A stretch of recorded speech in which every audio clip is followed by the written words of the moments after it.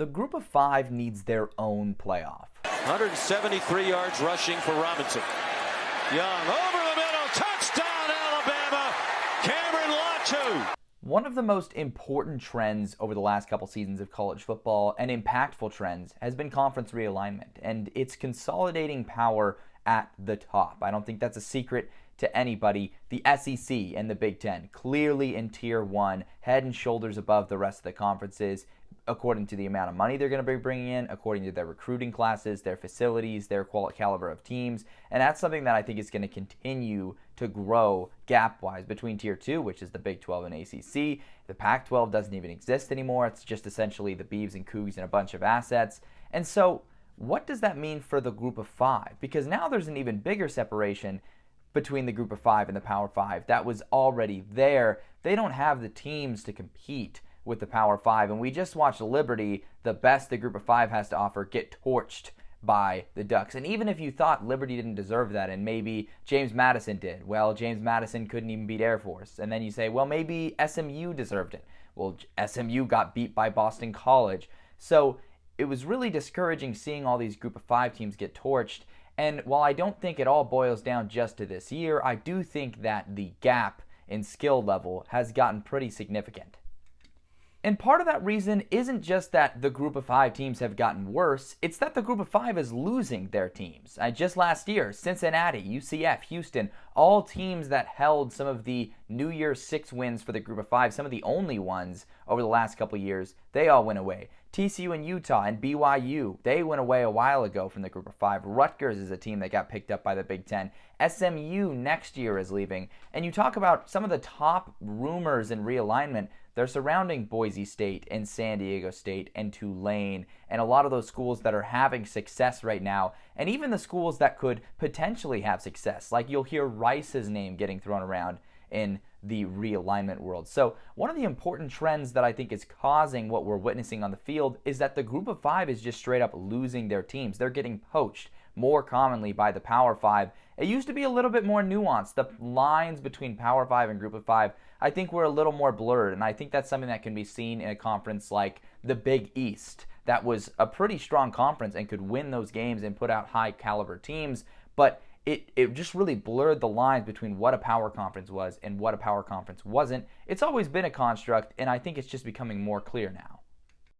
One of the reasons I think the Group of Five should have their own playoff is because a Group of Five team will never win the national championship, and I think that was a rarity during the BCS era. They would have had to have finished top two and then won the national title. In the 4-team playoff, I think it was probably possible. We saw Cincinnati make it, and if they didn't get Alabama that year, if instead they got, a TCU team that went undefeated and were able to beat them because they're not as talented, I think they could have fluked their way in. But I truly believe it is impossible for a current Group of Five team to win a championship in the 12-team playoff, because they're going to have to, even if it's the best case scenario and they get a top 4 seed, they're still going to have to win 3 games against super high caliber opponents in order to make the national title. Like, you're talking about 1 upset, that's crazy. 2 upsets, that's even crazier.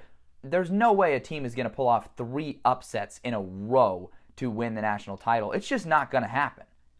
So will the Group of Five playoff be as highly coveted as the Power Five playoff? No, it won't. And I honestly would be in favor of maybe making it so the top Group of Five team has the option of getting a spot in the 12-team playoff, just so they can just get a reminder of how much they'll get smoked. But I think if we introduce something like a 4-team Group of Five playoff, teams would be incentivized to play in that because the value would gain over time. Like, if this year Liberty opted into the 12-team playoff and then got smoked 60-0, and then James Madison opts into the 4-team playoff and Tulane and Boise State and Troy or something, I'm just throwing out some teams, and then James Madison wins it and they have a trophy ceremony and the confetti and everything gets to happen, you have a feeling that Liberty would be feeling some type of way like, maybe that should have been us. So I just think that's a great system. And for any Group of Five team that thinks, well, dang, we can't compete for the national championship, it's not worth it, why even play? I think promotion should be the ultimate goal of any Group of Five team. And you can rack up Group of Five titles, you can beat Power Five teams in the regular season, and you'll still have the option, hey, if you want to go give it your best shot in the 12-team playoff, be my guest. I just think this is a great solution, especially when you look at the value that bowl games have lost. People don't want to play in bowl games unless they're playing for something, playing for a real trophy that means something. I think that a group of 5 playoff would be an additional thing that can keep some of those group of 5 guys from opting out and transferring. And it's just an issue that's not talked about as routinely enough as it really should be, just because the group of 5 is not as popular as the Power 5. One of my main gripes with that system, which is the system I came up with, is promotion, yes, I think should be the goal of these group of 5 teams in order to compete for an actual national title.